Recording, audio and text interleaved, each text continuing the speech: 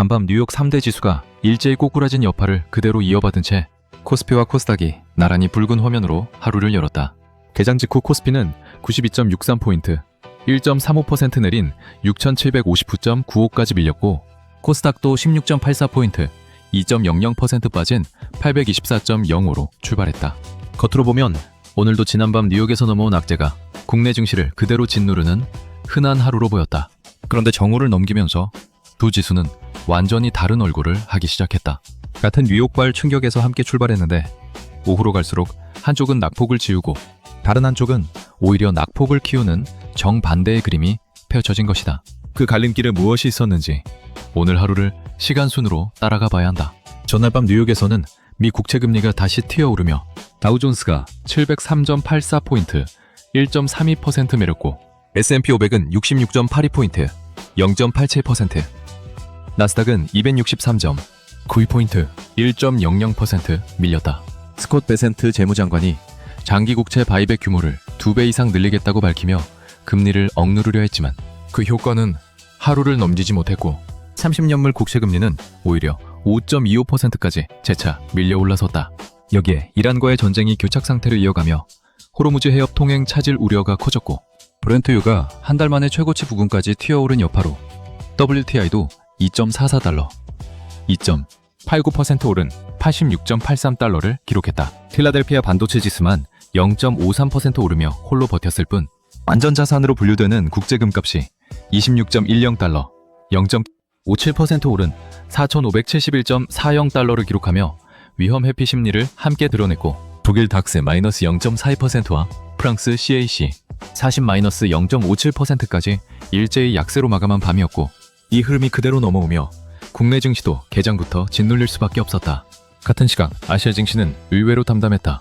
니케이 225는 200.43포인트, 0.30% 내리는데 그쳤고 홍콩 항생은 오히려 269.48포인트, 1.05% 올랐으며 상해 종합과 심천 종합도 각각 0.05%, 0.49% 상승 마감했다. 국채금리 부담을 다른 아시아 시장은 비교적 가볍게 흘려보낸 반면 유독 국내 증시만 삼성전자발 재료를 사이에 두고 코스피와 코스닥이 정반대로 갈라진 하루였던 셈이다. 그런데 장 초반부터 시장을 흔든 또 하나의 변수가 있었다.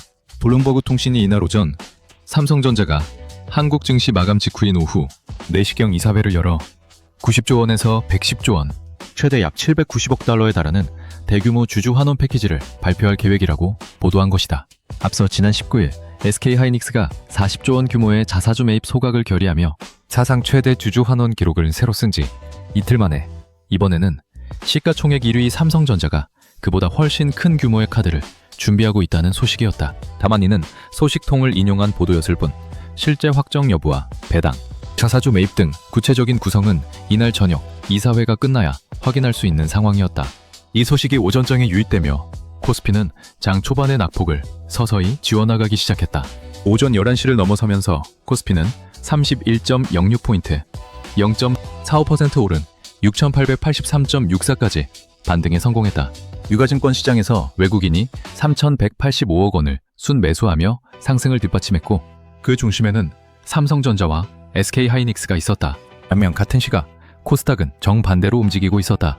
오전 10시 5분 코스닥 시장에는 올해 32번째이자 14번째 매도 사이드카가 발동됐다. 지수는 한때 5% 넘게 밀리며 796선까지 주저앉았고 시가총액 상위 20위권 종목이 예외 없이 파란불을 켰다. 전날까지 이어졌던 상승분에 대한 차익 실현 매물이 국채금리 상승, 유가 급등이라는 대외 악재와 맞물리며 한꺼번에 쏟아진 결과였다. 오후장에서도 이 자금 쏠림은 되돌아오지 않았다.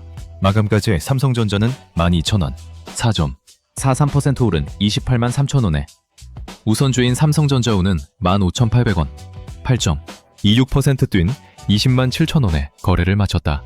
SK하이닉스도 44,000원, 2.60% 오른 173만 5천원으로 장을 마쳤고 삼성생명은 37,500원, 12.63% 급등한 33만 4,500원, 삼성물산도 23,500원, 6.28% 오른 39만 7,500원으로 나란히 강세를 보였다.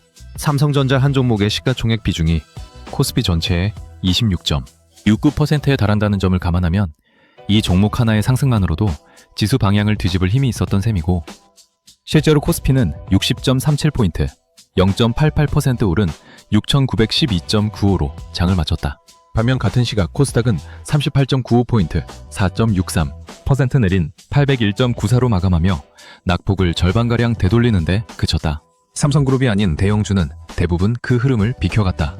SK스퀘어는 0.18% 내리는데 그쳤지만 삼성전기는 79,000원, 5.66% 밀렸고 현대차는 0.72%, 한화에어로스페이스는 8만원, 6.86%, HD 현대중공업도 22,000원, 4.63% 내리며 차익 실현 매물을 피하지 못했다. 코스닥에서는 시가총액 1위 알테오젠이 25,000원, 6.04% 내렸고 에코프로는 6,100원, 6.92%, 에코프로비엠은 8,300원, 7.27% 내렸다. 반도체 장비주인 원익 IPS 마이너스 5.27%와 주성 엔지니어링 마이너스 4.91%도 동반 약세를 보였고 쉼텍은 14,400원, 12.53% 급락하며 낙폭이 가장 컸다. 반도체 대형주가 오르면 증시 전체가 함께 웃는다는 익숙한 시나리오가 오늘만큼은 코스피 안에서도 삼성그룹과 비삼성 대형주를 가르고 코스닥 전체를 소외시키는 정반대 결과로 나타난 셈이다. 이날 수급을 뜯어보면 하루 안에서 주체별 포지션이 뒤바뀐 흔적도 뚜렷하다. 코스피 시장에서 개인은 하루 종일 9,777억 원어치를 팔아치우며 마감까지 매도 우위를 지켰지만 외국인은 오전 한때 3,185억 원 순매수를 기록했다가 저녁에는 4,280억 원 순매도로 돌아섰고 반대로 오전 3,331억 원어치를 팔던 기관은 마감 무렵 3,304억 원 순매수로 방향을 바꿨다. 외국인과 기관이 하루 안에서 엇갈린 스텝을 밟은 셈이다. 코스닥에서는 개인이 장중 4,021억 원이던 순매수 규모를 마감까지 7,298억 원으로 불리며 저가 매수에 나섰지만 외국인 마이너스 3,720억 원과 기관 마이너스 3,638억 원의 동반 매도를 이겨내지 못했다. 파생시장에서도 방향은 뚜렷했다. 코스피 200 선물 9월물은 17.45포인트, 1.61% 오른 1,099.70에 마감했고 미결 제약정은 15만 2,657계약을 기록했다. 행사가 1,080.0, 콜옵션은 6.45, 오른 65.00으로 11.02% 상승한 반면 같은 행사가 풋옵션은 15.20 내린 47.80으로 24.13% 빠지며 지수 상승에 베팅한 쪽이 확실히 웃었다. 코스닥 선물 9월물은 반대로 81.40포인트, 5.50% 내린 1395.60으로 마감했다. 프로그램 매매에서는 차익 거래가 568억 원 순매수를 기록해 선물 강세를 따라간 반면 비차익 거래는 1조 1857억 원 순매도를 기록하며 전체 프로그램 매매는 1조 1289억 원 순매도로 마감했다. 지수를 끌어올린 건 결국 삼성그룹주 소수 종목에 집중된 매수였고 나머지 대다수 종목은 프로그램 매도 압력을 고스란히 받았다는 뜻이다. 다만 이 자금 쏠림을 마냥 긍정적으로만 보기는 어렵다. 미 국채 금리와 국제 유가라는 하방 압력 자체가 해소된 것은 전혀 아니기 때문이다. 이란 전쟁이 교착 상태를 이어가는 한 호르무즈 해협을 둘러싼 공급 차질 우려는 계속 유가를 자극할 수 있고 재정 적자가 GDP의 6%를 웃도는 상황에서 재무부의 국채 바이백만으로 장기 금리를 계속 눌러두기는 쉽지 않다는 게 시장의 대체적인 평가다. 여기에 오늘 하루 코스닥 시가총액 상위 20개 종목이 예외 없이 하락 마감했다는 사실은 자금이 삼성그룹 중심의 초대형주에만 집중되고 나머지 시장으로는 흘러가지 않는 쏠림이 하루짜리 이벤트로 끝나지 않을 수 있다는 하방 신호이기도 하다. 오늘 하루를 다시 짚어보면 뉴욕발 금리유가 악재가 코스피와 코스닥을 동시에 짓누르며 출발했지만 삼성전자의 대규모 주주 환원 기대감이 삼성그룹주 쪽으로만 매수를 몰아넣으며 코스피 홀로 상승 전환에 성공했고 그 반대급부로 코스닥과 비삼성 대형주는 국채금리 유가 부담에 차익 실현 매물까지 겹치며 낙폭을 키운 하루였다. 다음 거래일인 월요일이 가장 먼저 확인해야 할 변수는 오늘 저녁 열리는 삼성전자 이사회의 실제 결과다. 시장이 기대하는 90조 원에서 110조 원 사이 어느 지점에서 확정되는지 배당 중심인지 자사주 매입 소각이 일부라도 포함되는지에 따라 월요일 개장부터 삼성전자와 삼성그룹 계열주의 방향이 갈릴 수 있고 기대치를 밑도는 숫자가 나올 경우 오늘 쏠렸던 매수세가 하루 만에 되돌려질 위험도 배제할 수 없다. 오늘 밤에는 미국 8월 제조업 서비스 PMI 예비치와 유로존 소비자 신뢰지수도 발표된다. 제조업 PMI 예상치는 54.0, 서비스업은 53.9로 전월 53.9, 54.6과 크게 다르지 않은 수준이지만 예상치를 벗어날 경우 국채금리 변수가 다시 부각될 수 있다. 이번 주 국내 증시는 하루도 조용히 넘어간 날이 없었다. 18일에는 장중 한때 7,200선을 넘어섰던 코스피가 반도체 대형주 중심의 차익 실현 매물에 상승분을 고스란히 반납하며 108.11포인트, 1.55% 내린 6,869.83으로 밀렸고, 코스닥도 30.45포인트, 3.52% 급락한 834.20으로 주저앉았다. 19일에는 미국 30년물 국채금리가 2007년 이후 최고 수준까지 치솟고 중동발 지정학적 긴장까지 겹치며 코스피가 장중 6% 가까이 급락. 한때 6,400대까지 밀리는 패닉이 나타났다. 하지만 이날 장 마감 직후 SK하이닉스가 사상 최대인 40조 원 규모의 자사주 소각을 전격 발표하면서 분위기가 하루 만에 급반전됐다. 오늘 삼성전자를 둘러싼 소동은 바로 그 이틀 전 반전이 완전히 새로운 국면으로 이어진 결과인 셈이다. 결국 이번 한 주는 미국 국채금리와 중동 정세라는 하방 압력과 반도체 투톱의 연쇄적인 주주 환원이라는 상방 압력이 팽팽하게 맞서며 지수를 위아래로 크게 흔든 5거래일이었다. 이런 반도체 업황 전망을 뒷받침하는 재료는 북매에만 있는 것이 아니었다. 전날 밤 산자의 메로트라 마이크론 CEO는 CNBC 인터뷰에서 인공지능이 메모리 반도체 수요 구조 자체를 바꿔놓았다며 2027년 메모리 공급이 올해보다 더 빠듯해질 것이라고 밝혔다.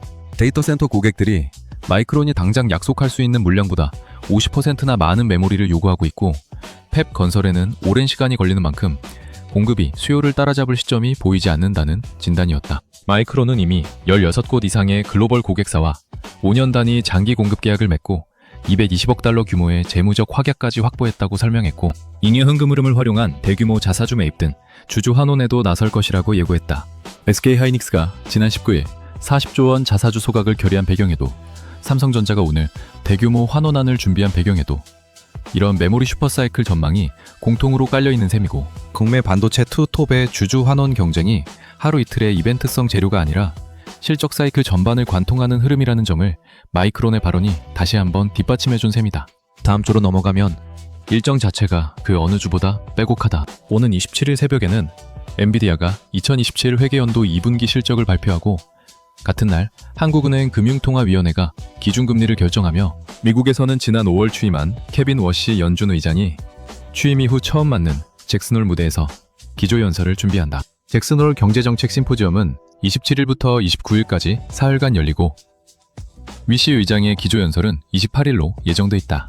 엔비디아 실적과 국내 금리 결정, 잭슨홀 발언이 사실상 하루 이틀 간격으로 몰려있는 만큼 다음 주 후반으로 갈수록 국내 반도체주의 변동성도 함께 커질 가능성을 열어둬야 한다. 파생시장에서는 오는 24일 월요일이 위클리 옵션 만기일에 해당한다.